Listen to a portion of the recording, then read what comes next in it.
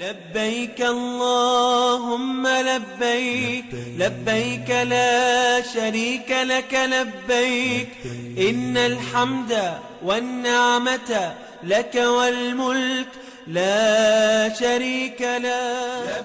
یہ صرف جسم ہی نہیں بلکہ روح اور عقیدت کا سفر ہے.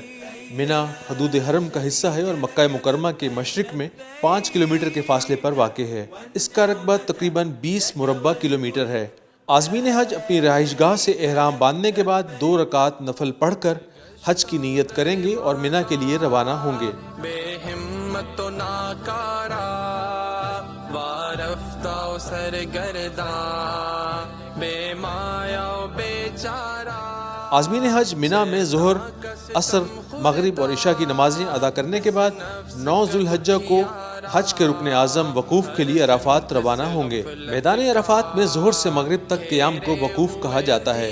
اس سے پہلے مسجد نمرہ میں ظہر و عصر کی نمازیں ملا کر پڑھی جاتی ہیں اور حج کا خطبہ دیا جاتا ہے. نماز کی ادائیگی کے بعد حجاج کرام سورج غروب ہونے تک اپنے رب کے حضور مناجات کریں گے.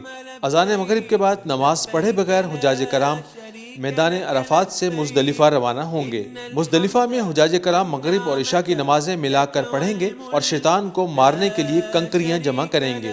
رات مزدلفہ میں قیام کے بعد اگلے روز 10 ذو الحجہ کو فجر کی نماز ادا کرنے کے بعد حجاج کرام رمی جمرات کے لیے منا روانہ ہوں گے، جہاں وہ بڑے شیطان کو 7 عدد کنکریاں ماریں گے. رمی کے بعد حجاج کرام قربانی کریں گے اور حلق کروانے کے بعد احرام کھول دیں گے. 11 ذو الحجہ کو حجاج کرام نماز ظہر کے بعد چھوٹے، درمیانے اور بڑے شیطان کو کنکریاں ماریں گے. 12 ذو الحجہ کو بھی زوال آفتاب کے بعد تینوں شیطانوں کو کنکریاں ماری جائیں گی. حجاج کرام 10 ذو الحجہ کی صبح سے لے کر 12 ذو الحجہ کو غروب آفتاب کے درمیان کسی بھی وقت طواف زیارت کر سکتے ہیں. مینا کی یہ وادی پورا سال ویران رہنے کے بعد کل 8 ذو الحجہ کو دنیا کی سب سے بڑی خیمہ بستی میں تبدیل ہو جائے گی. بلال شیخ، پاکستان ٹیلی ویژن نیوز، وادی مینا.